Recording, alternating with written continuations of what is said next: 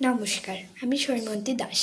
আমি রামকৃষ্ণ বিদ্যাপীঠের ক্লাস 3-এর এক ছাত্রী। আজ আমি আপনাদের একটি কবিতা বলে শোনাচ্ছি। ময়নামতি। অভিক বসু। একখানি মেঘ উড়ে এলো ময়নামতির চরে, কাল বৈশাখের ঝড়ে। নদী তখন উথাল পাথাল, দুকুল ছেপে যায়।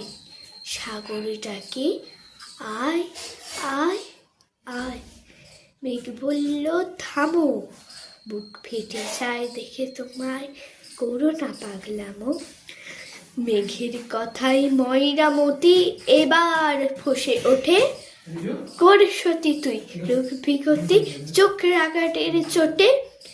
জল শুকিয়ে মেঘ হয়েছিস, একটু রাখিস মনে, হাওয়ায় হাওয়ায় বেড়াস উড়ে আকাশ কোণে কোণে।